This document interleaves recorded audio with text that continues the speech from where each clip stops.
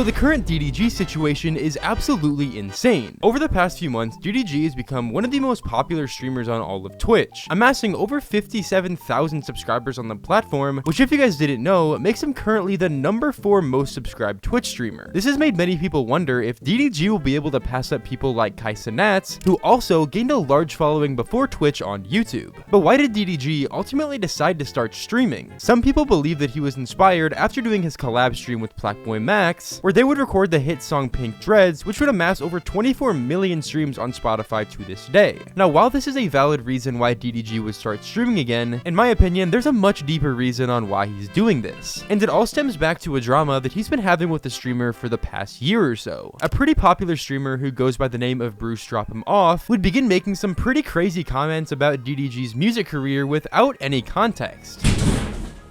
Gun to the back of your head, name 5 DDG songs. What the fuck? The fuck are y'all what y'all talking about, bro? You're dying. You're literally dying.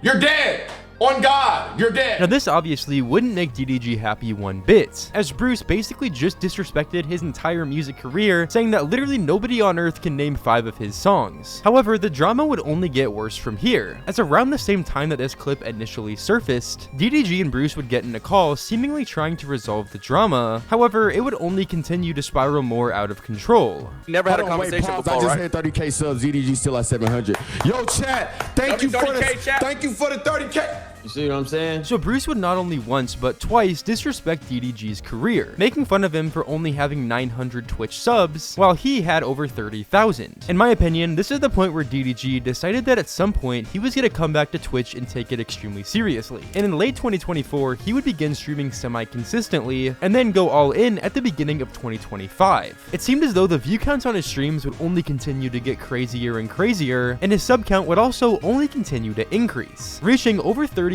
just a few weeks ago, which by the way was the amount of subs that Bruce had when he was making fun of DDG. All the DEO members, y'all come over here, man.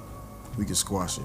Our Lord and Savior has been defeated by yours truly. You can't beat them, join them. This message goes to the DEO community.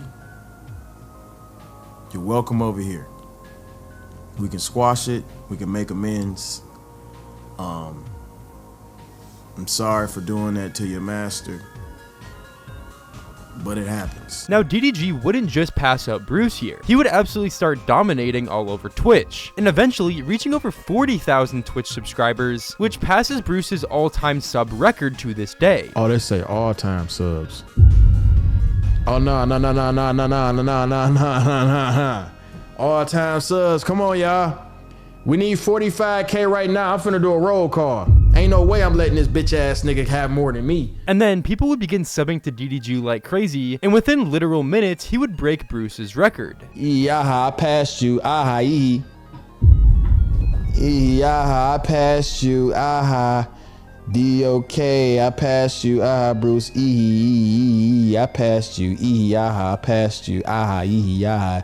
You lost, aha, you suck. Now, while I don't think that this drama was the only reason DDG started streaming on Twitch, I definitely think it was a huge motivational factor, as it gave DDG something extremely important to work towards, and now that he's officially achieved that goal, Bruce literally can't say anything about his career. But now this brings up the question on if DDG will ever be able to pass up people like Kai Cenat. Even after passing Bruce, he's continued to stream extremely consistently, pulling around 15,000 average viewers, gaining tons and tons of followers, and his sub count has been steadily increasing. Now, he is the number 4 most sub Twitch streamer on the platform. I really don't think it's a stretch to say that DDG could pass up Kai Cenat. Like I said earlier, Kai and DDG came from a very similar background, both starting on YouTube at around the same time and growing pretty successful channels. DDG has over 4 million subscribers on his main YouTube channel, and not to mention a super successful rap career. He's proved to excel in numerous different fields, and I really don't think that streaming is any different. Tons of streamers would also give their flowers to DDG, talking about how he's one of the most innovative people they've seen. You deserve it, bro. Like,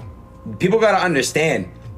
And I'm gonna just say it for what it is. Like, people can talk shit about you and all that, but bro, you have showed the people. You went from a very successful YouTuber to a very successful rapper to a very successful streamer. And you still are doing everything. You're still doing music. You're still doing YouTube and now you're doing streaming and you're excelling at everything. So you deserve your fucking flowers, bro. You're I don't even know what you call it. I don't want to be so much of a glazer. People call me, I'm very glazer. No, it's good, bro. No, Fuck it. I appreciate it, bro. I'm a D1 glazer then, bro. Whatever, bro. You're my mans. And it's just like, whatever, bro. Like, you deserve your flowers because you've been in this industry for such a long time. And usually people, when they've been in it for X amount of years, you don't hear about them no more. But you keep making noise, and that's what makes you you, bro. So I love that shit. Appreciate it, bro. You know, you the pioneer of all this shit. I appreciate you, bro. All this streaming shit. Nah, you started all this shit, bro. Like, the fact that you got banned and went to a different platform and still cracking over 100K is diabolical, bro. And it's not even just Aiden, because even Kai Cenat would give DDG his flowers. I'm gonna be honest. No matter how much niggas hate DDG. No matter how much niggas hate DDG, bro. Like, I ain't gonna lie, bro. Like, he's tough, bro. I honestly think if DDG just stays consistent, he can easily become the top streamer in the world. And I think people are so drawn to him because he's one of the realest streamers. If you join one of his streams, he's not overly clip farming or yelling, he's just chilling with chat, listening to music or doing whatever else. Not to mention that unlike Kai and his friends, you can't really accuse the guy of viewbotting because his sub count is absolutely insane. He averages only around 15 to 25,000 viewers, and I'm saying only because Kai Cenat averages like 100,000, and overall he just seems like a really real guy. And other more controversial streamers including Sneeko would also mention this. You know what else is going crazy? DDG is going absolutely crazy, and I love to see that. One of the OG YouTubers. I love when people show that they can have a diversity of talents. And I think that should be motivation for other people watching. DDG was a pioneer of vlogs. He was the first rapper, and now he's one of the top 10 streamers in the world, top 5. I mean, on Twitch at least. He's killing it. Look how many different mediums that he was able to step his foot in. And so people are like, I said that if you're in your 20s, you don't have something going on, you're a failure. Look at like the examples. Me, for example, people know me as a streamer, but I'm the best vlogger in the world right now, period. Like, it's not even fucking close. At the Streamy Awards, they should have a category like best streamer slash vlogger. I would dominate that because I'm by far the best and I know it. Overall though, the DDG situation is absolutely insane. He basically started this year with nothing on Twitch, and now he's become one of the most subscribed channels on the entire site. Honestly, I wouldn't doubt it if he becomes the #1 streamer by the end of this year, as a lot of people like him because they feel like he's one of the realest streamers, especially as you have other streamers like Kai Cenat who are constantly being accused of things like viewbotting and getting hated on because their content is basically just them yelling for the whole stream. But anyways, like I said, drop a comment down below on your thoughts on this situation. Do you think DDG will ever be able to surpass Kai Cenat? I personally think he definitely can. Make sure to drop a like and also subscribe, as it helps out the channel literally so much, and I would overall really just appreciate it. And yeah, I'll see you all in the next video. Thanks for watching. Peace out.